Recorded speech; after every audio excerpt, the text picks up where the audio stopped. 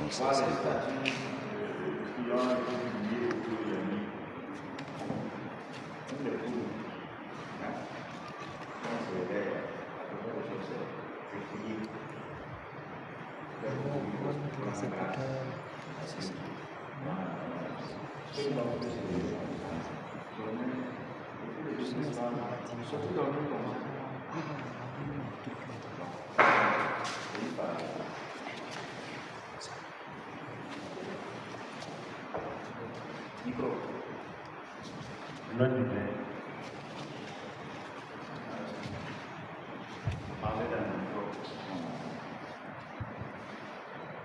Saya tadi melakukan komunikasi di sekitar saya.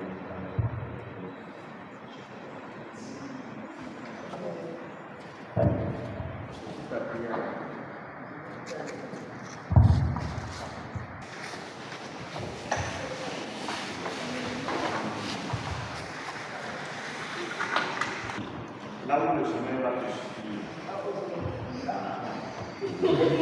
la tombe là, tu vas dormir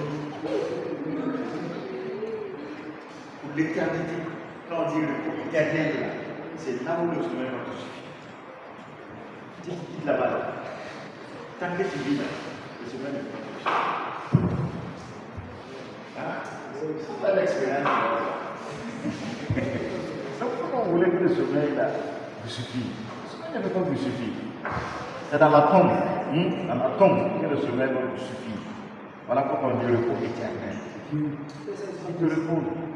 Ah, ce n'est pas pressé. C'est pas mieux que le sommeil ne te suffise pas. Ah, c'est mieux comme ça. Ok.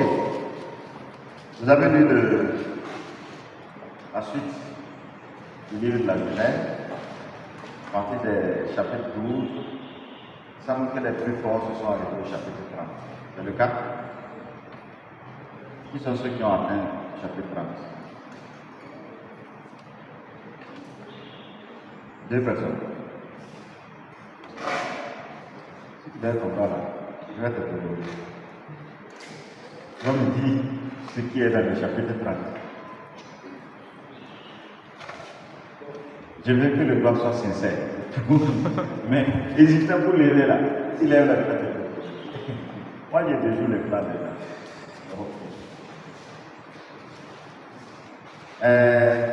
Chapitre 30 pour les plus forts. Après c'est quel chapitre? 28. Il y en a?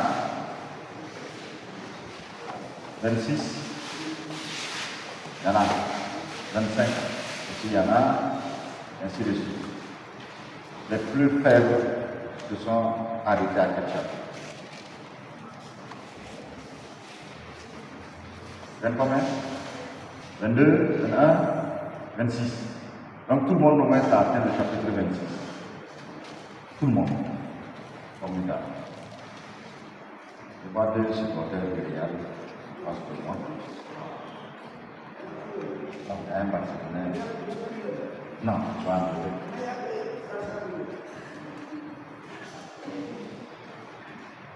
Ok, nous avons vu la fois passée, c'est le samedi, si je me trompe, les 11 premiers chapitres de la Genèse, où il était question des origines du monde et les origines du monde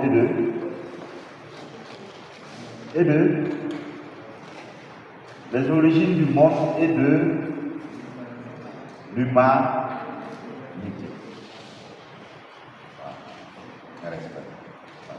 Aujourd'hui, ce que nous allons voir, c'est l'histoire des patriarches. Patriarches, en termes plus simples, on va dire l'histoire des ancêtres d'Israël. C'est bon? Les ancêtres d'Israël. Ne pensez pas que c'est seulement Israël, puisque nous sommes le nouvel Israël, de l'ancien Israël. Nous sommes le nouvel Israël. Donc c'est aussi nos ancêtres dans la foi. Puisque nous commençons bien avec, au niveau du chapitre 12, avec Abraham. C'est ça? Abraham, communément nous l'appelons notre Père. Notre Père. Abraham est notre père dans notre père dans la foi. Notre père dans la foi. Quand vous prenez Abraham, les Juifs se retrouvent, vous voyez, dans les discussions, dans l'évangile entre Jésus et les Juifs, là, les Juifs qui disent à Jésus, notre père c'est Abraham. Et Jésus leur dit, avant qu'Abraham ne fût, je suis. Donc les Juifs se retrouvent. Également les catholiques se retrouvent, donc les chrétiens. Donc quand on va dire chrétiens, il faut penser aux catholiques, aux protestants, aux orthodoxes, aux anglicans, ainsi de suite. Tout ce monde-là. Les chrétiens se retrouvent, puisque Jésus lui-même est issu aussi de la lignée d'Abraham. C'est ça? Quand vous lisez l'évangile de Matthieu,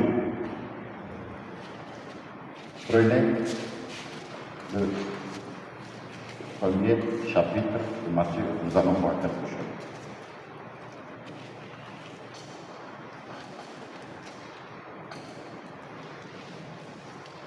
Vous y êtes? Le tout premier verset dit quoi?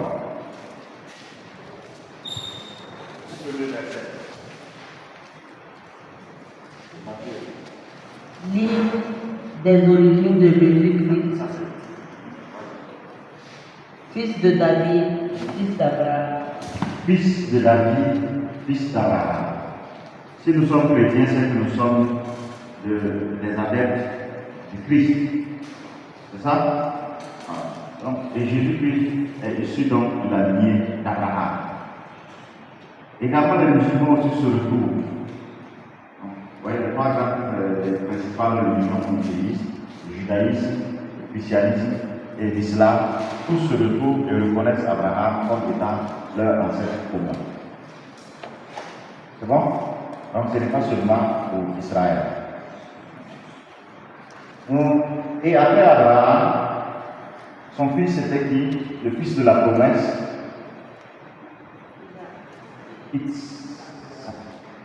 Isaac. Abraham veut dire quoi? Le père d'une multitude. Le père d'une multitude. Abba en hébreu c'est père, le Am, comme avec la titre Aham. Donc Am c'est le peuple, nation. C'est bon?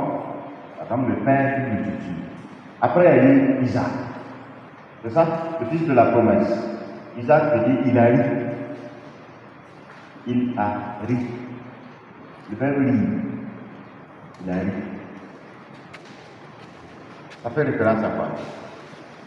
Si vous avez lu. Ça fait référence, oui. Quand Sarah a ri. Vous voyez, quand les personnages mystérieux ont dit à Abraham que l'année prochaine, à cette heure-là, ta femme sera enceinte. Sarah a ri. Donc c'est ça. Le nom d'Isaac vient donc de ce rire. Il a ri. Et après Isaac, on a Jacob. Jacob, qui veut dire aussi le boiteux. Celui qui boite. C'est la même racine que Jacob, c'est la même chose. Le boiteux, celui qui boite.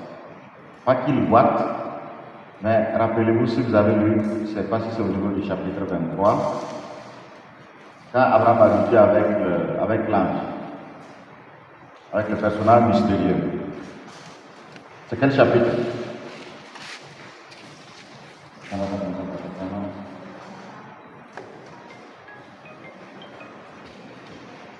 Chapitre combien?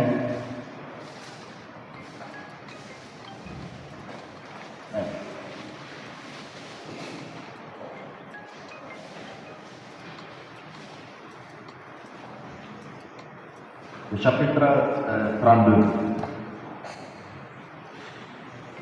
Chapitre 32, livre de la Genèse.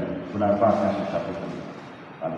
Quand il a lutté avec le personnage mystérieux, il dit que l'ange a délié sa hanche. béni pour sa marche. C'est comme s'il allait vaincre en fait ce personnage mystérieux-là. Et pour l'avoir, il a béni pour sa marche. Donc, il est devenu boiteux et en même temps, on a changé le nom de Jacob à Israël.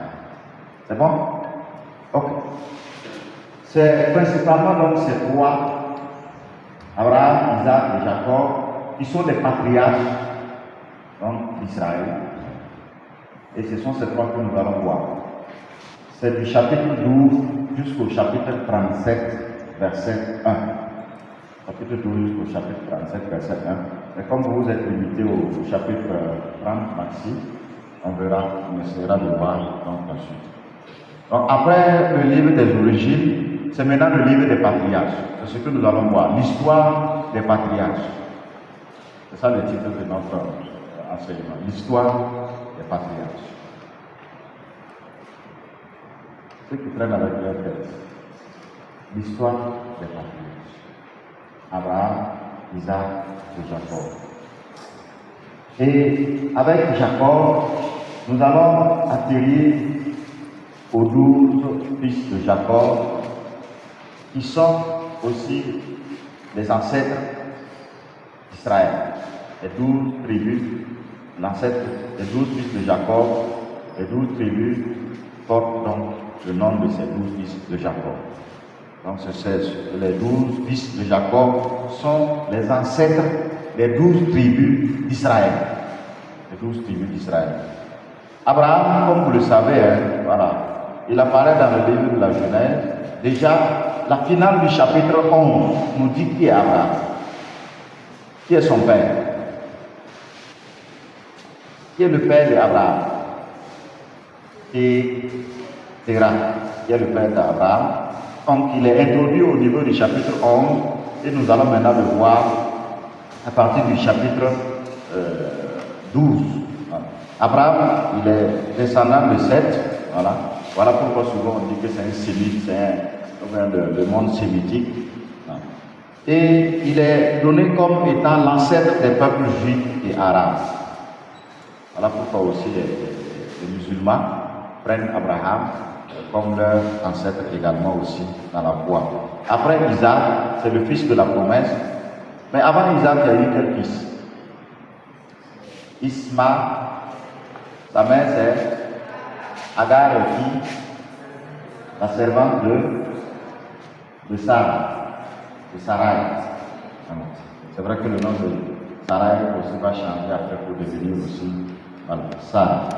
Donc Isaac, l'enfant de la promesse que nous aurons, et lui aussi, Dieu va ordonner à Abraham de le sacrifier. De le sacrifier. Dieu a mis à l'épreuve Abraham. On reviendra donc sur ces différents détails. Après, donc, vous avez Jacob, le fils de Jacob, c'est le fils. C'est le fils de. Qui est son père? Hein?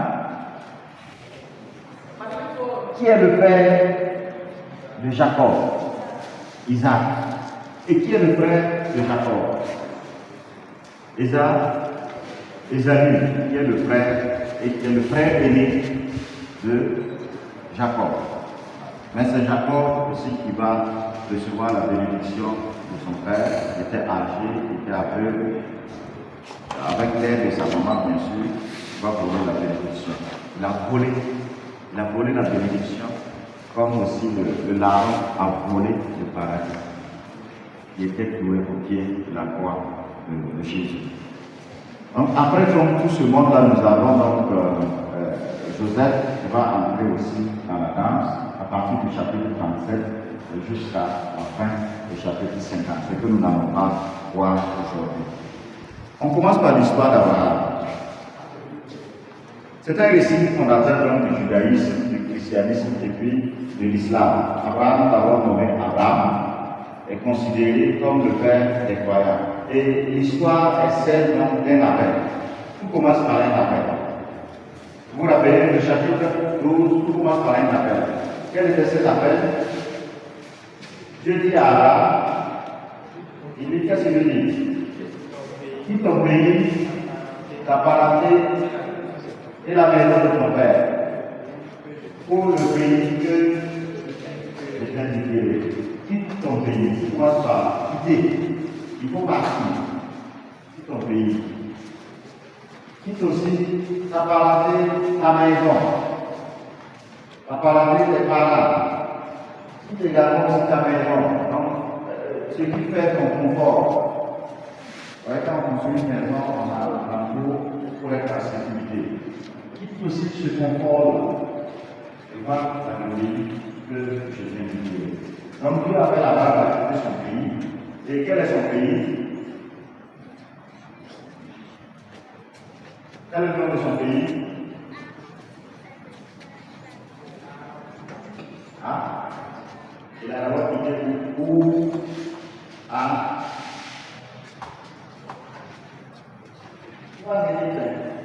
Son pays d'abord. En Égypte, il était comme immigré pour aller chercher du pain.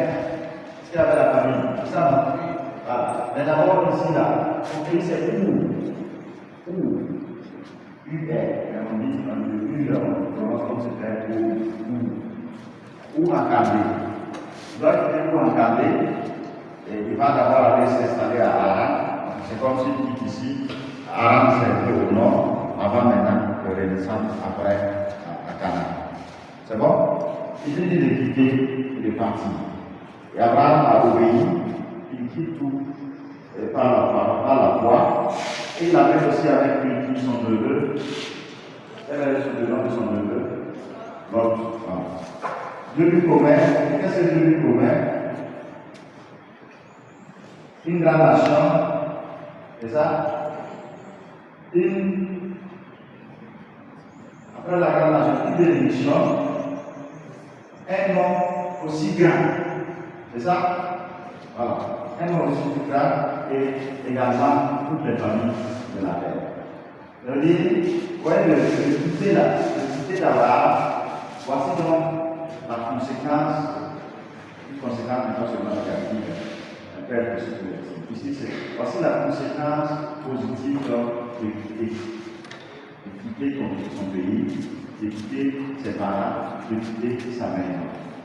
Ce que Dieu donne à la récompense, donc, c'est une grande nation, une bénédiction, et puis un nom glorieux de toutes les familles également de la terre. On se remet, on se redresse. Ouais, la position comme ça, c'est la position de mort. La position de mort,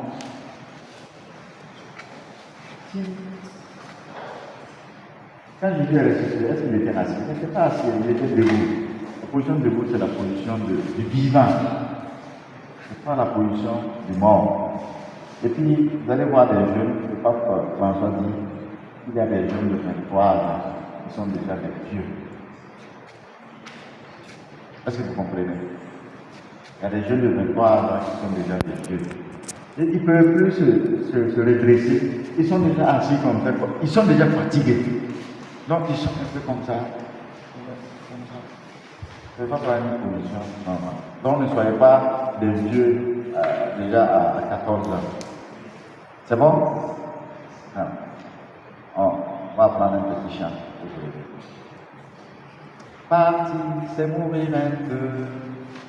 Partir, c'est mourir un peu. Mais s'en aller pour chercher Dieu, c'est trouver la vie. On peut partir, c'est mourir un peu. Partir, c'est mourir un peu. Mais s'en aller pour chercher Dieu, c'est trouver la vie. Partir, c'est mourir un peu.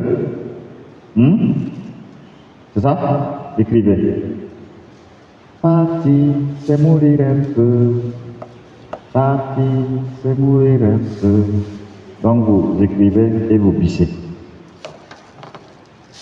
Partir, c'est mourir un peu. Partir, c'est mourir un peu. Ceux qui n'ont pas de cahier là, écrivez dans votre tête. Donc c'est biché. Mais s'en aller pour chercher Dieu, c'est trouver la vie. Mais s'en aller pour chercher Dieu, c'est trouver la vie.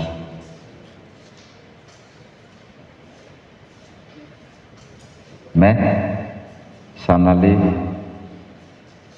pour chercher Dieu, c'est trouver la vie.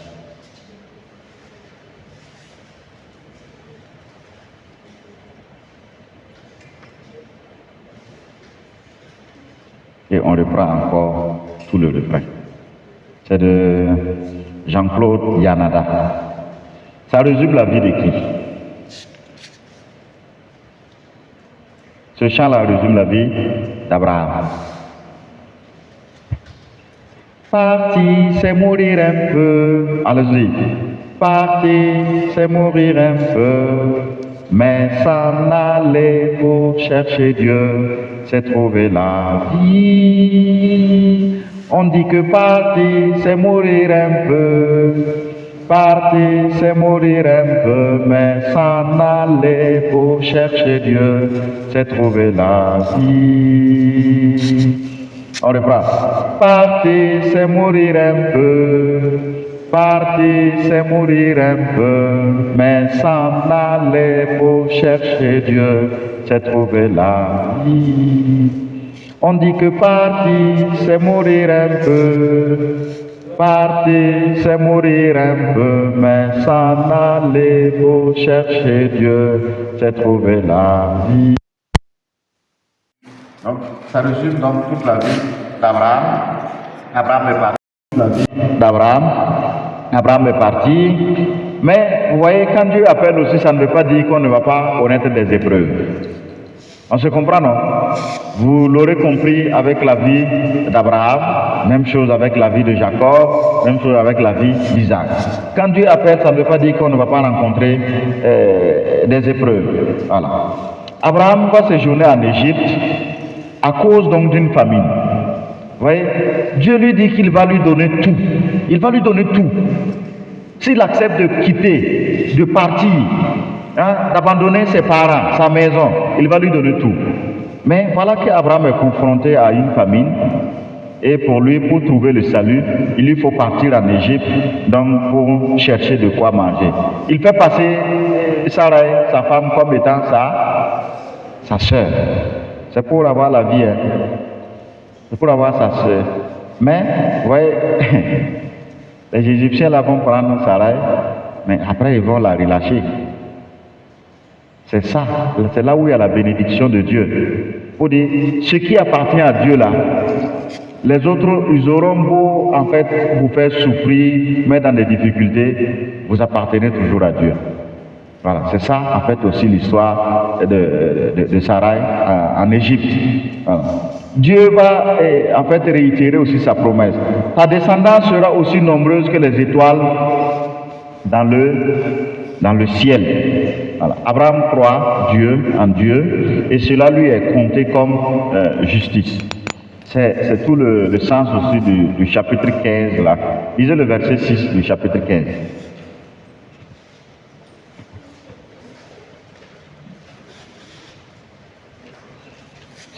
15, lisez jusqu'à 5-6. Oh. Oui, c'est chapitre 15, les versets 5 à 6. Il le conduisit dehors et dit, « Lève les yeux au ciel et dénombre les étoiles si tu peux les dénombrer. » Et il lui dit, « Telle sera ta postérité. » Abraham crut en Yahvé, qui le compta comme justice. Abraham crut en Yahvé et Yahvé estima qu'il était juste, un homme droit. Voilà. Dieu renouvelle sa promesse donc de descendance nombreuse. Vous voyez, au niveau du chapitre 12, Dieu lui avait déjà dit qu'il va avoir une grande nation, il aurait une bénédiction, et également toutes les familles de la terre seront bénies en lui. Dieu renouvelle donc cette promesse au niveau du chapitre 15. Vous voyez, dans le chapitre 15, il est question de l'alliance que Yahvé conclut avec qui? Yahvé conclut avec qui? Les amis, avec Abraham, dans le chapitre 15. Et Yahvé a fait en sorte qu'un sommeil mystérieux a transporté donc Abraham. Abraham s'est endormi. Mais Yahvé avait déjà recommandé à Abraham de tuer des animaux et de les écarteler en deux. Et on dit qu'il y a une brise légère qui est passée au milieu des animaux. C'est Yahvé qui est passé. Donc, ça, c'est le signe de l'alliance. Comme l'alliance avec Noé, c'était quoi? Quel était le signe de cette alliance? L'arc-en-ciel. Donc, ici, là, c'est la même chose. Et le sens, donc, de ce passage de Yahvé, c'est que s'il avait trahi l'alliance, qu'il soit aussi, en fait, tué et écartelé comme ces animaux. Mais Yahvé est fidèle, donc il ne peut pas. Yahvé sera toujours fidèle, il ne sera jamais écartelé comme ces animaux. Mais comme il sait que l'homme est infidèle, ou plus ou moins n'est pas trop fidèle, il a fait abandonner Yahvé et Abraham, moins, pour qu'il ne court pas le risque de passer. Mais Dieu sera toujours fidèle, il va toujours accomplir donc sa promesse. Alors, donc vous voyez la promesse de Dieu. Également, cette promesse, comment Dieu va l'accomplir. Vous savez bien que Sarah aussi était stérile, non? Et puis elle était avancée en âge. Comment elle va mettre un fils? Bon, je pense que ça ne va pas rester. Je vais l'accrocher avec Dieu. Est-ce que ça là, dans ça là, il peut tomber? Accrochez-vous à Dieu et vous n'allez jamais tomber. Voilà. Comment il va mettre au monde un fils? Sarah était tellement désespérée de ne pas pouvoir donner un enfant à Abraham. Certainement qu'Abraham aussi était désespéré. Voilà pourquoi Sarah va dire à sa servante Agar d'aller avec donc, son maître et Abraham pour lui donner une descendance. C'est ça, non? Mais il se trouve que ce n'est pas ce fils-là que Yahvé veut. Ce n'est pas l'enfant issu donc de l'union entre Abraham et Agar, Ismaël, voilà, pardon, je ne parle pas de ce Ismaël. Voilà, il se trouve que ce n'est pas lui qui doit être, qui est l'enfant de la promesse. Et c'est à ce moment maintenant qu'Abraham en recevant des personnages mystérieux, voilà, qui vont au niveau des chapitres 17-18 là, voilà, et qui vont lui faire la promesse donc d'un enfant que Sarah va porter pour Abraham. Et c'est lui qui sera l'enfant donc de la promesse. Mais vous voyez encore ici, Dieu met Abraham à l'épreuve. Abraham a eu l'enfant, Isaac, c'est ça? Il a eu l'enfant, mais Dieu va mettre encore Abraham à l'épreuve. Il va lui dire, prends cet enfant-là et va le sacrifier pour moi. C'est une mise à l'épreuve pour voir jusqu'où va en fait la foi et la confiance d'Abraham vis-à-vis donc de lui. Je ne sais pas si vous êtes capable de le faire. Vous êtes capable de le faire? Hein? Ah, est-ce que vous êtes capable? Non, vous ne serez pas prêt à le faire. C'est ainsi que Dieu traite aussi ceux qu'il aime. Il les met à l'épreuve. Ça sera ainsi avec également Anne. C'est ça? Ça sera ainsi avec aussi Élisabeth. Ouais. Des personnes avancées en âge, Dieu leur donne des enfants et encore il demande de sacrifier ses enfants donc pour lui. Et ainsi de suite. Voilà. Donc il y a donc ce côté-là que vous pouvez le trouver. Sarah Cyril qui va donner également sa servante, qui après aussi va mettre au monde Isaac. Et le signe donc de l'alliance encore, Yahvé va conclure de nouveau une alliance. Quel est le signe de cette alliance? C'est là, la circoncision, qui est le signe donc de cette alliance. Le signe. Donc ouais, on avait l'arc-en-ciel, on avait encore après les animaux, voilà, éventrés, écartelés, où il y avait passé, et ici encore la circoncision. qui est le signe de l'alliance, le signe de l'appartenance donc au peuple d'Israël. Aujourd'hui, quel est le signe d'appartenance au peuple chrétien, au Christ? C'est qui trouve? Les joueurs du Real, c'est comme ça que vous dormez sur le terrain et puis on vous bat là. Hein? Moi, je suis du Real, mais tu ne dors pas. Donc c'est comme ça que vous dormez et puis on vous bat là, recto verso là. Voilà, les Barcelonais vont se moquer de vous. Ils ont raison. Voilà. Vous avez fait, j'ai oublié ce que j'étais en train de dire. Oui. La circoncision, voilà. Hein? Quel est le signe aujourd'hui? C'est quoi? Oui? Ah, le baptême. C'est le baptême qui sera donc le signe d'appartenance au peuple de Dieu aujourd'hui. On n'a plus besoin de cette circoncision-là. Ça, c'est fini. Donc, vous comprendrez qu'au début de l'Église, il y a eu ce débat. Quand vous lisez le livre des Actes des Apôtres, le chapitre 15, il y a eu ce débat. Est-ce que ceux qui veulent devenir chrétiens, devons-nous les obliger à suivre la loi de Moïse? Dans la loi de Moïse, le signe d'appartenance, c'était la circoncision. Les apôtres vont se rassembler et dire non, non, non, nous n'avons pas à les obliger à se faire circoncis pour faire partie donc, du peuple de Dieu. Oui, les jeunes là, où est-ce que vous partez? Rincez votre visage. Bon, vous serez accompagnés. Ah. Donc, après donc, la visite des 3 anges et la naissance donc promise au niveau du chapitre 18, tout est allé normalement. Et ce que Dieu a fait avec Sarah, ça veut dire aussi que rien n'est impossible à Dieu. Elle était avancée en âge et malgré tout, elle a pu concevoir un fils pour Abraham. Donc rien n'est impossible à Dieu. Ça, c'est à retenir. Rien n'est impossible à Dieu. Donc également aussi, dans toutes les situations où vous serez confrontés là, pensez toujours que rien n'est impossible à Dieu. C'est ça? Donc personne n'a le droit de se décourager. Personne n'a le droit de dire non, les cartes sont pliées, on ne peut plus avancer. On peut toujours avancer. Voilà. Donc rien n'est impossible donc à Dieu. Et voilà la naissance donc d'Isaac et après le sacrifice d'Isaac. Et après donc ce sacrifice d'Isaac là, Yahweh va encore trouver qu'Abraham est un homme de foi et un homme d'obéissance. Un homme de foi et un homme d'obéissance. Et c'est vraiment un moment dramatique, hein, voilà, qui montre vraiment la foi absolue qu'Abraham avait vis-à-vis de son Dieu, que d'accepter, offrir donc son fils Isaac à sacrifice. En lieu et place donc du sacrifice d'Isaac, qu'est-ce qui s'est passé?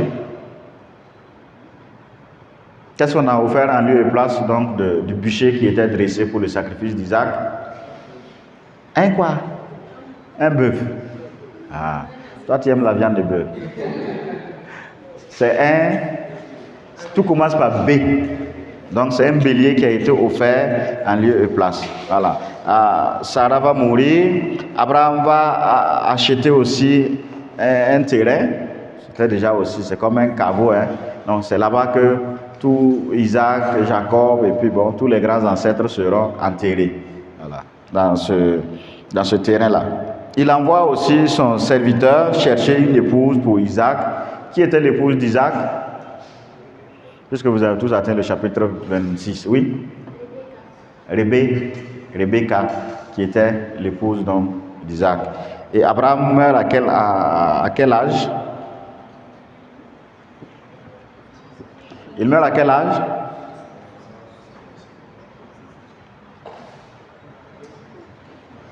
Question pour un champion. Abraham meurt à quel âge? Regardez le chapitre 25.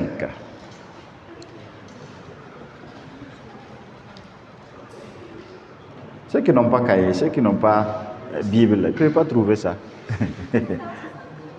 À 175, donne la référence aux autres.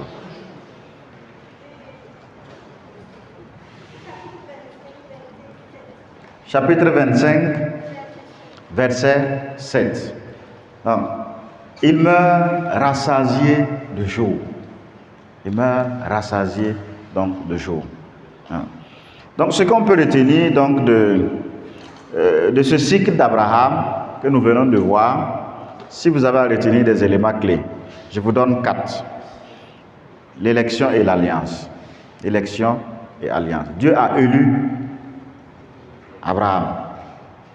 Il a élu Abraham et toute sa descendance et il a fait alliance avec Abraham. Et ce qu'il a fait avec Abraham, il l'accomplit également avec la descendance d'Abraham, avec Isaac, après avec Jacob et ainsi de suite jusqu'à notre ère chrétienne. Donc, l'élection et l'alliance. L'élection, ce n'est pas parce que Abraham était le plus méritant parmi les autres. Non. L'élection, là, c'est un choix gratuit, en fait, de Dieu. C'est gratuit. C'est un choix libre que Dieu fait. C'est bon? On se comprend, non? L'élection, là, c'est un choix gratuit. C'est gratuit. Ce n'est pas lié à un mérite quelconque. Non. C'est Dieu qui choisit gratuitement. Voilà. Dieu a choisi Abraham, il a fait alliance avec lui, il a promis à Abraham une descendance, un pays, une bénédiction et également que toutes les familles de la terre également vont le bénir. Et rappelez-vous encore, au niveau du chapitre 12, quand Dieu a dit à Abraham, je bénirai ceux qui te béniront et je maudirai ceux qui te maudiront. Je bénirai ceux qui te béniront, je maudirai ceux qui te maudiront. Voilà. Donc, il y a ce premier point à retenir. Élection, alliance. N'oubliez pas les différents symboles d'alliance. L'arc-en-ciel, les animaux, et puis la circoncision. Retenez cela. Voilà. Le deuxième point à retenir, c'est aussi la providence divine. La providence divine. Dieu provident. Voilà. Ici, Dieu guide les événements malgré donc les fautes humaines. Il guide les événements également malgré toutes les difficultés qu'on peut rencontrer. Pensez aussi à la famine qui a survécu et Abraham qui était obligé d'aller jusqu'en Égypte et qui a dû même faire passer sa femme comme étant sa sœur pour avoir de quoi manger. Dans tout ça, là, il faut voir la main de Dieu dedans, comme disent les Ivoiriens. Voilà. Vous connaissez il y a Dieu dedans, oh. Tu veux pas, ça va aller. Vous connaissez pas ça? C'est que vous écoutez là, c'est du R&B, c'est du hip-hop, et quoi d'autre? C'est du rap. Vous êtes des Maolandais, ou bien c'est... Et puis vous oubliez pour Dieu là. Hein? C'est qui résonne, c'est équilibre, c'est ça vous connaissez. Et vous oubliez pour Dieu là. Il y a Dieu dedans où tu veux pas, ça va aller. C'est ça, non? Vous voyez comment c'est très beau. Voilà. Tu veux pas là, ça va aller. Il y a Dieu dedans. Donc la providence divine, Dieu vient toujours sauver. Voilà. Pour dire que Dieu est le maître aussi de l'histoire. C'est lui qui conduit tous les événements en fait de l'histoire. C'est lui qui les fait également aboutir. Et ce que Dieu dit là, il accomplit. Ce qu'il dit, il accomplit. C'est bon? Ce qu'on peut aussi louer, un troisième point, retenir dans le cycle d'Abraham que nous venons de présenter, c'est également la foi et l'obéissance. La foi et l'obéissance. Abraham est un modèle de foi. Nous l'avons lu au niveau du chapitre 15, les versets 5 à 6. Nous l'avons lu. Abraham est un modèle de foi pour tout le monde, hein, pour le judaïsme, pour le christianisme, pour l'islam. Dans l'islam, quel est le nom qu'on donne à Abraham? C'est que vous avez des camarades qui se prénomment, oui? Ibrahim. C'est pas Iber. C'est Ibrahim. Voilà. Donc, et les patriarches également, en commençant bien sûr par Abraham, incarnent donc différentes manières aussi de vivre leur relation avec Dieu. Vous voyez, la relation que Abraham a eue avec Dieu devrait aussi vous inspirer pour que chacun essaie de créer une relation entre lui et Dieu. Vous comprenez, non? Le pape Benoît XVI dit, n'ayez pas peur d'aller à Jésus-Christ. On se comprend? N'ayez pas peur d'aller à Jésus-Christ. Le pape Jean-Paul II avait dit ça. Et il dit, mais il n'enlève rien, mais il donne tout. Il donne tout. Abraham a fait l'expérience, il a vu que cela était concret aussi avec lui.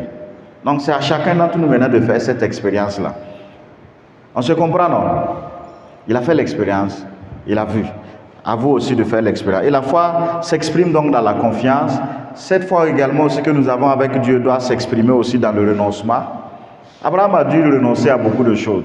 Il lui fallait quitter son pays, quitter ses parents, quitter sa maison. Non, on ne peut pas ne pas renoncer à quelque chose si on veut suivre Dieu. Il faut renoncer à quelque chose.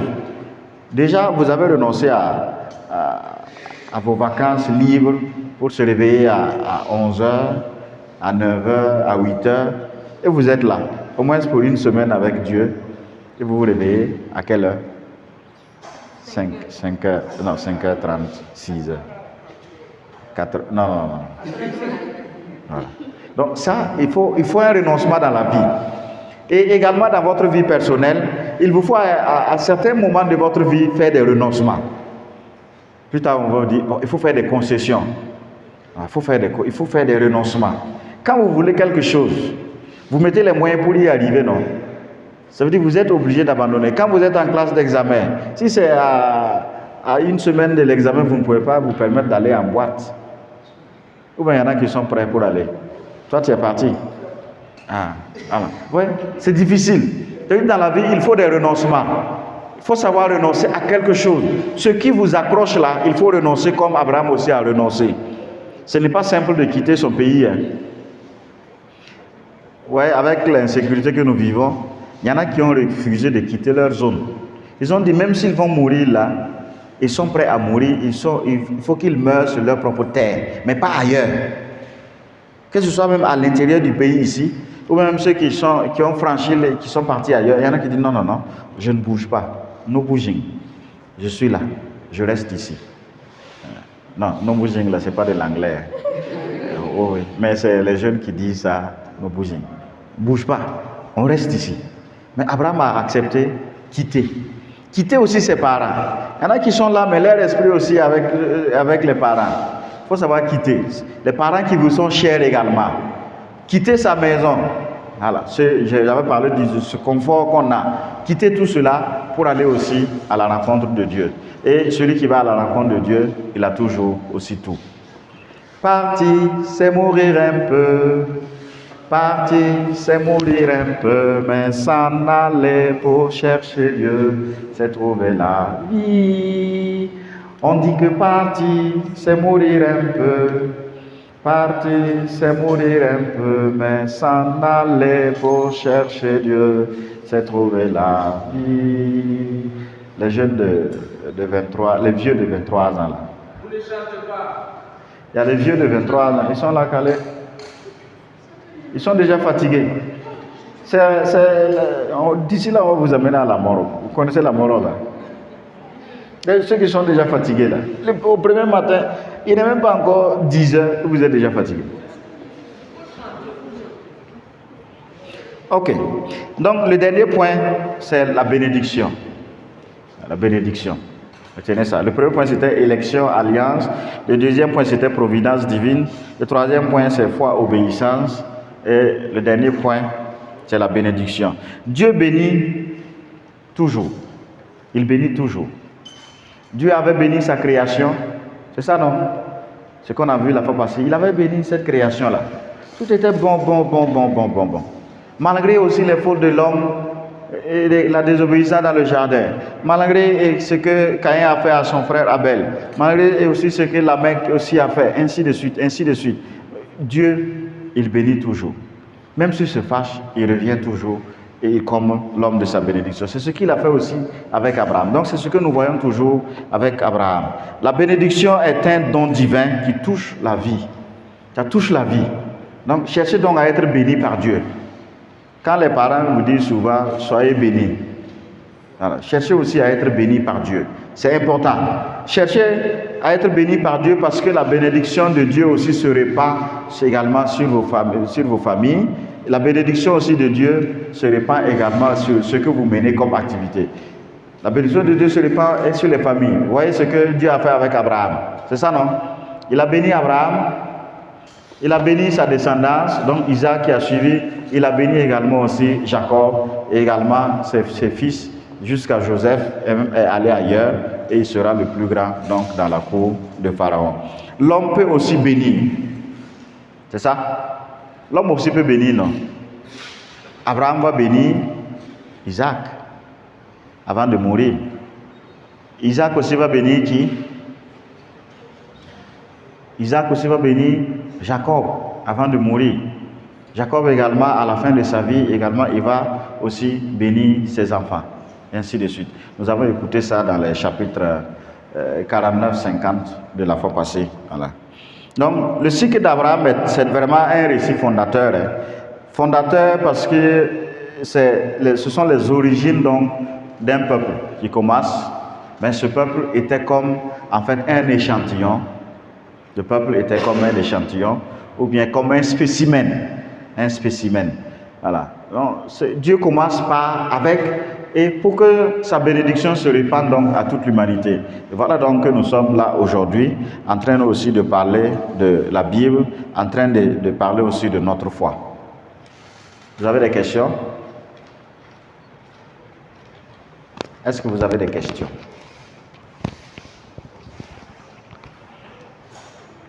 Réveillez-vous maintenant.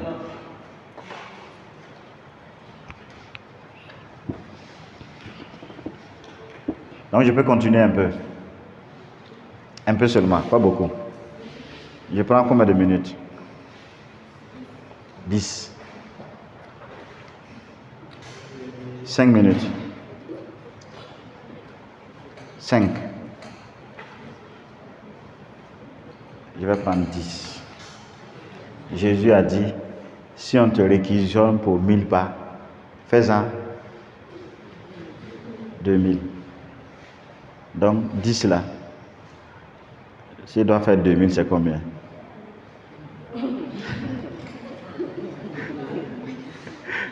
S'il doit faire 2000, c'est combien? C'est 20. 20, c'est trop. Vous voulez 20, vous aimez les 20 sur 20, non? Donc pourquoi vous allez refuser 20? Ok. Donc j'ai dit un peu quelque chose sur Isaac et puis Jacob, puisque vous n'avez pas terminé de lire donc les chapitres qui étaient concernés. Donc après Abraham, c'est le cycle d'Isaac et de Jacob. On a déjà parlé d'Isaac dans le cycle d'Abraham. Et également aussi le cycle d'Isaac, là, il est un peu court. Hein. Habituellement, on aime dire le cycle de Jacob. Voilà, parce qu'il est imbriqué entre le cycle d'Abraham et le cycle d'Isaac.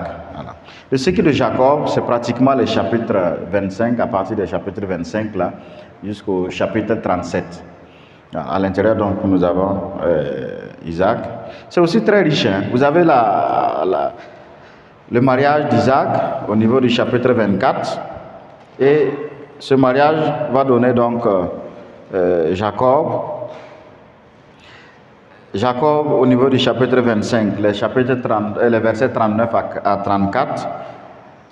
Isaac prie pour que Rebecca ait des enfants. Elle donne naissance à des jumeaux. Ésaü et puis... Ésaü et qui? Et Jacob. Donc l'aîné c'est Ésaü. Voilà. Isaac également, il va conclure un pacte avec Abimelech. Isaac, comme Abraham, il va également mentir que Rebecca est sa sœur. Ouais. Ce qui est intéressant dans la Bible, c'est pour cela que vous devez connaître la Bible, lire pour comprendre ça davantage. Il n'y a jamais un récit isolé. Il n'y a jamais un récit qui est isolé. Chaque récit fait toujours référence à quelque chose. Comprenez, non? Chaque récit fait toujours référence à quelque chose. Voilà. Et c'est ensemble que qu'ils ont un sens, mais jamais seul. Jamais seul.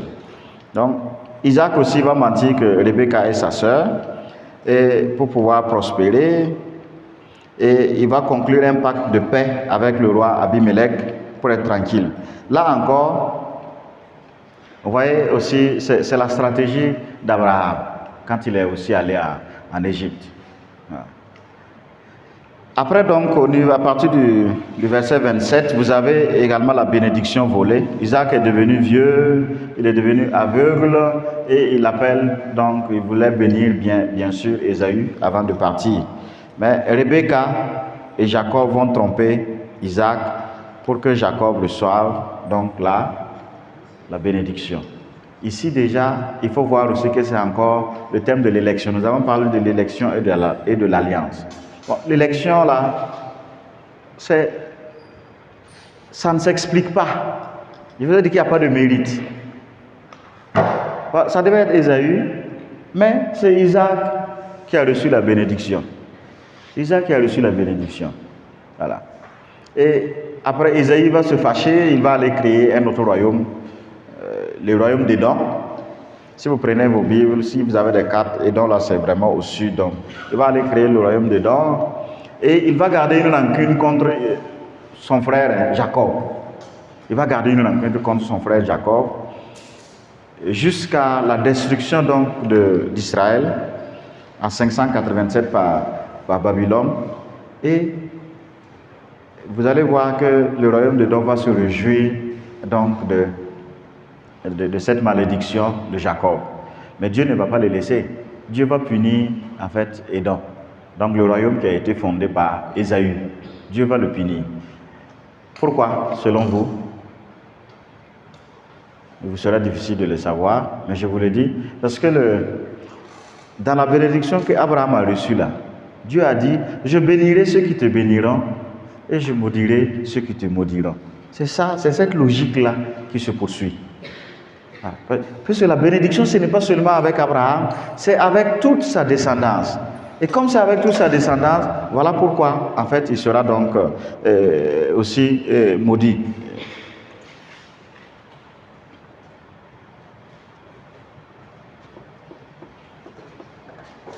C'est bon. Donc, il y a l'élection qui continue. Donc, dans le cycle de Jacob et aussi dans le cycle d'Isaac. Mais ce qu'il nous faut retenir, puisque on n'a pas tout fini, il faut retenir que vraiment le livre de la Genèse que nous avons commencé à étudier depuis là, c'est vraiment un livre fondamental. Fondamental donc pour tout le reste de la Bible. Rappelez-vous, je vous avais dit au tout début que le Pentateuque, c'est vraiment l'évangile aussi des Juifs. Il est fondamental donc pour les Juifs. Et pour nous également, il est fondamental parce que c'est là que nous pouvons voir des préfigurations, ça veut dire des annonces donc du salut qui se réalisent donc dans le Nouveau Testament. Donc, l'Ancien Testament s'accomplit dans le Nouveau Testament et le Nouveau Testament également aussi est préfiguré, était déjà annoncé dans l'Ancien Testament. Et nous voyons donc cela avec cette histoire que nous avons parcourue. Cela nous permet donc de relire autrement l'histoire de notre foi, de relire aussi autrement notre vie, puisque nous avons vu le début des origines. Et ne serait-ce que se rappeler que l'homme a été créé à l'image et à la ressemblance de Dieu, ça nous permet aussi de prendre au sérieux notre propre personne, de savoir que nous ne sommes pas n'importe qui. Nous avons du prix aux yeux de Dieu qui nous crée donc à son image et à sa ressemblance. Mais avec Jésus-Christ également, voilà, nous avons la preuve que Dieu nous aime. Puisque Dieu qui a pris tout le soin d'accomplir ses promesses depuis la création et avec aussi les patriarches et jusqu'à nous envoyer son propre Fils, c'est la preuve suprême donc de son amour pour chacun d'entre nous. Et Saint Jean va le dire aussi au début de son évangile, Dieu a tellement aimé le monde qu'il a envoyé son Fils unique pour sauver le monde, afin que quiconque croit en lui ait la vie en abondance. Donc c'est vraiment ça. Alors, voici donc ce que nous avons essayé de découvrir, qui devrait encore nous donner plus de tonus dans notre vie de foi. Donc je m'arrête là. Est-ce que j'ai dépassé les 10 minutes? Non, il ne faut pas dire. Non. Voilà, je me porte donc à vos questions, s'il y en a. Oui, mademoiselle.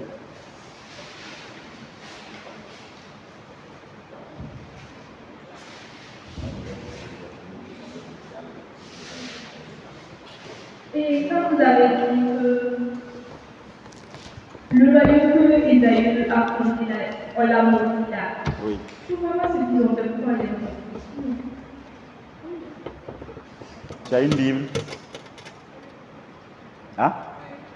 Va chercher Abdias, le prophète Abdias.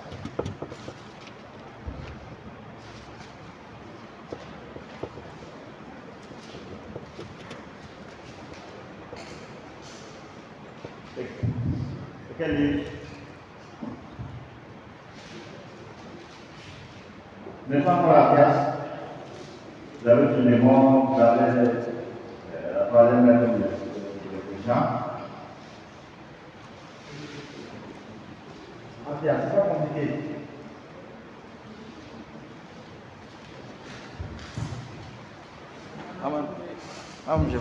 Je vais vous. Vous voyez, j'ai ouvert une seule fois seulement et moi je suis là-bas. 10.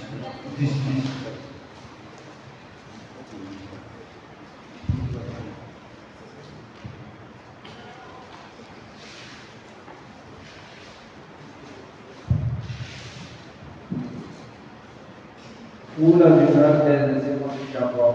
Pour la violence exercée contre Jacob, mon frère,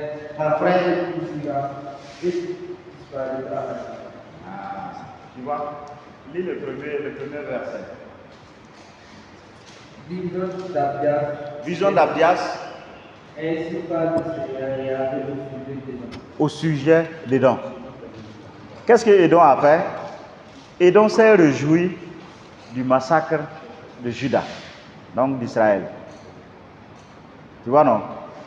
Comme Jacob avait volé la bénédiction, Jacob avait volé la bénédiction de décès, non? Il s'est fâché, il est parti. Quand donc Juda a été détruit, qu'est-ce que Jacob a fait? Jacob est venu aussi piller. Et Isaïe est venu piller les biens donc, de Juda. Donc il s'est réjoui donc de ce matin. C'est comme si quelqu'un qui a fait du mal et puis après, la personne aussi est tombée dans un malheur. Notre espoir est bien fait pour lui. C'est ce que Édom a fait avec donc Jacob. Hein? Tu comprends? Alors voilà pourquoi il a été aussi puni. C'est la logique de la bénédiction que Yahweh a donnée donc à Abraham. Je bénirai ceux qui te béniront, je maudirai ceux qui te maudiront. Voilà. Oui?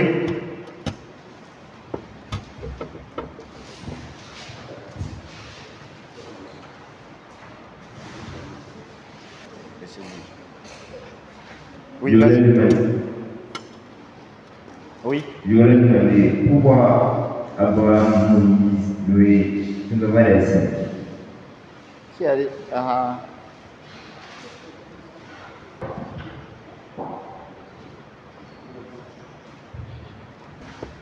C'est ceux qui ne sont pas des saints.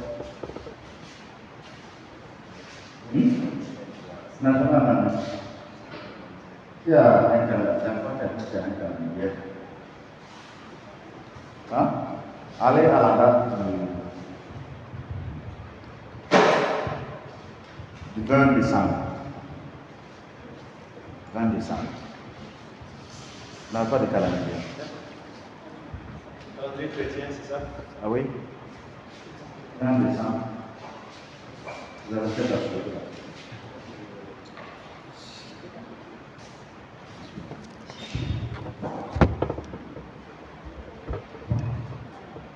Il y a une application qu'on appelle Fête à souhaiter. Qu'on peut trouver sur Play Store.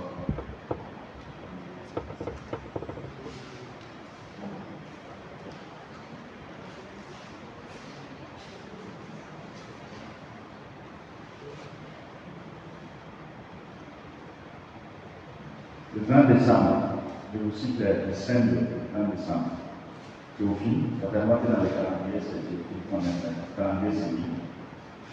Vous avez Théophile, Abraham, Amon, Ibrahim, Jacob, Isaac, Israël. C'est bon?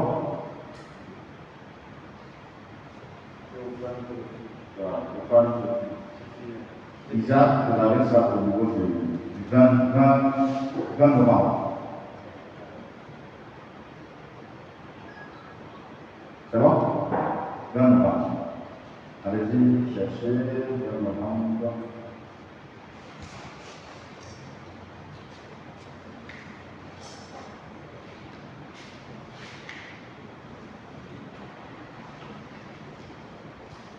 Le 20 novembre, vous avez Edmond.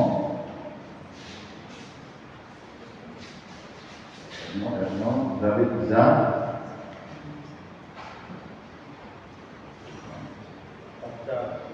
Vous avez Isaac. Vous avez Edmond. C'est bon? Ils font partie des saints. Noé aussi. Vous pouvez trouver aussi Noé. Noé, c'est le 19 juillet. Donc, du coup, les noms, on connaît pas mal. Frère, c'est le nom Noé. Noé. Abraham, il y en a. Isaac aussi, il y en a. Hein? Et puis quel autre nom? Jacob aussi, il y en a.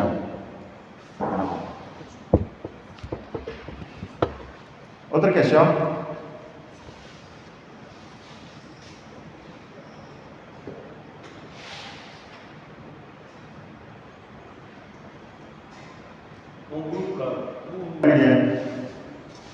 Je m'arrête donc là, avec vous, pour prendre les tout petits. Ça peut aller? Ok.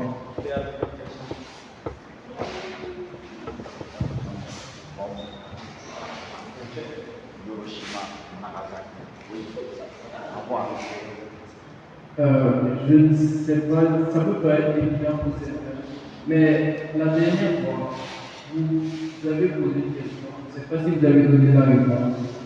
Vous demandiez quelle était la finalité de la création de l'homme, pourquoi faire créer l'homme.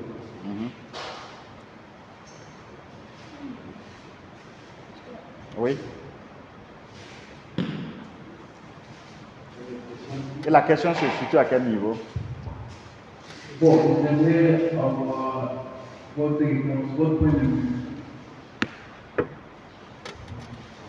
Mon point de vue. Mon point de vue.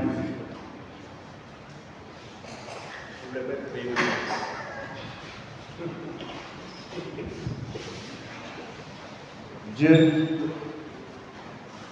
je pars d'abord sur ce postulat que Dieu n'a pas créé parce que quelque chose lui manque. Il a créé parce qu'il est amour.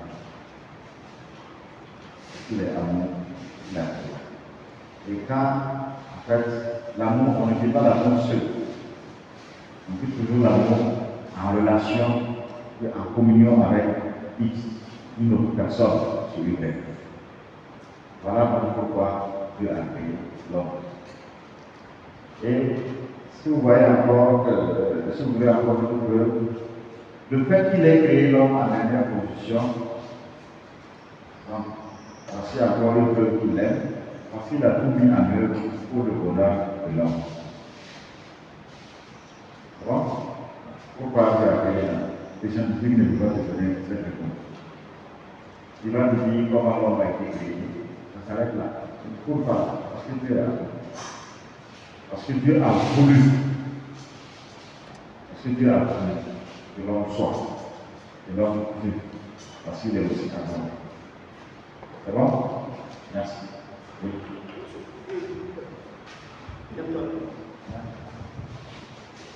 C'est pas selon nous. Le cadeau qui a donné à l'humanité, c'est la liberté. Et cette liberté n'est pas la même.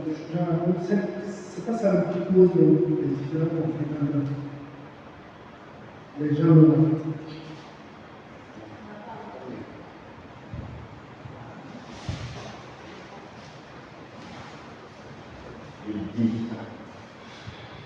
cadeau que tu as offert à l'autre? Est-ce que c'est pas fait pour garder créer des problèmes? Tu parles par expérience ou bien tu as entendu dire ça? Quand même là, tu expérimentes et tu ne suis pas, tu continues. C'est ça, tu fais l'expérience de la douleur d'obéir.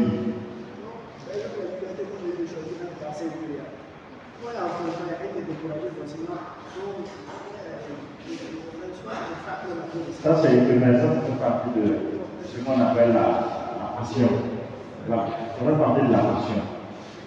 Ça fait partie des choix sérieux de vie. Voilà. Oui.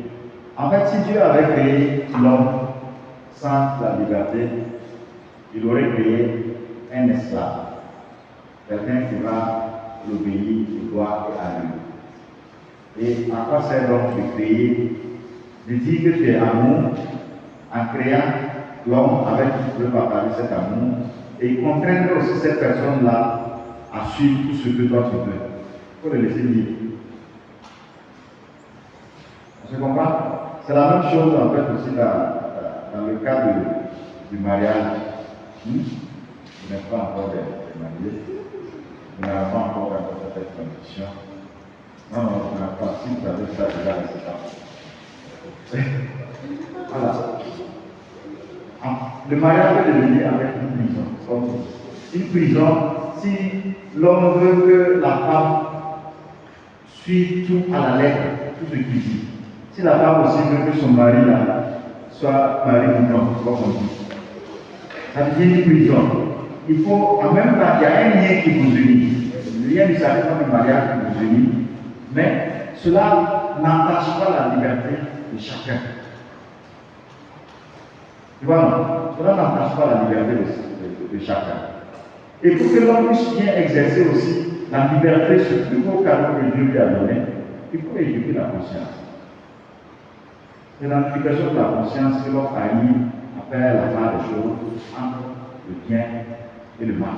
La conscience, ce que les moralistes ou les dogmaticiens moralistes définissent la conscience, disent que c'est la voix intérieure qui est en l'homme. Et cette voix intérieure, c'est Dieu qui parle dans la conscience de l'homme.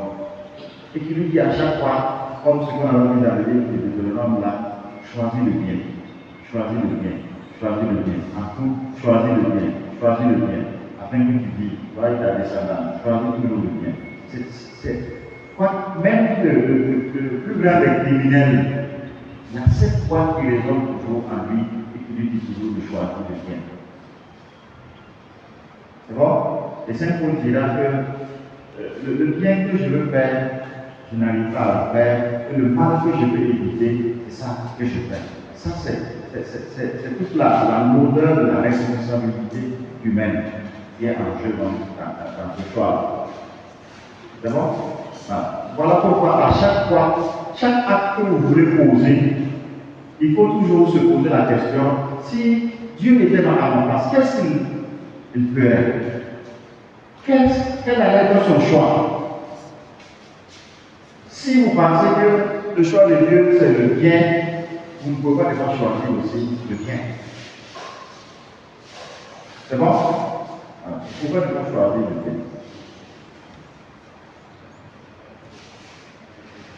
Autre élément, oui.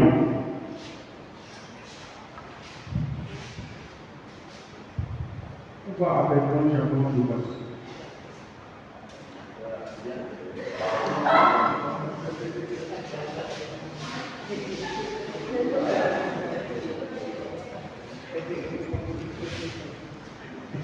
Il vient de se réveiller. C'est normal.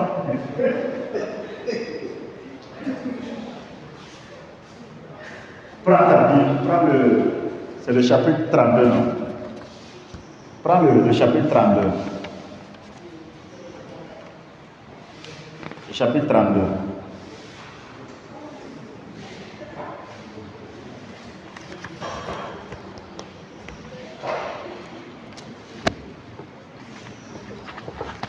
Je t'ai posé une question à laquelle tu ne m'as pas répondu. Je t'ai demandé si tu viens de te réveiller.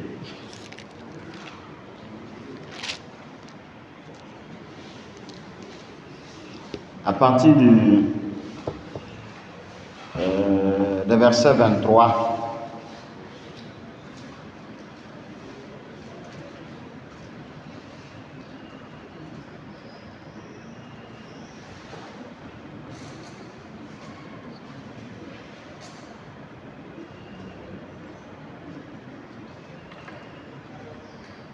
Le verset 26, voyant qu'il ne le maîtrisait pas, il le frappa à l'emboîture de la hanche, et la hanche de Jacob se démit pendant qu'il luttait avec lui.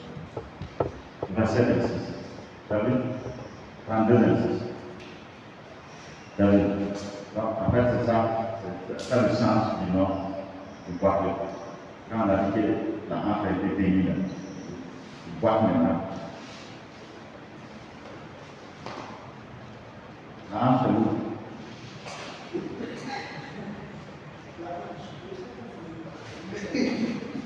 Ah oui, quand ici c'est déboîté, ça se ressent maintenant sur le pied. Sinon, que ce soit le côté droit ou le côté gauche, ça va se ressentir sur le pied concerné. C'est bon? Ok. On peut... Oui, tu veux poser une question? Tu veux pas? Ok. Alors on peut s'arrêter ainsi. Merci, vous allez sortir, souffler. Hein? Non, ils ne viennent pas. Est-ce qu'ils ne continuent pas une autre activité pendant que je vois?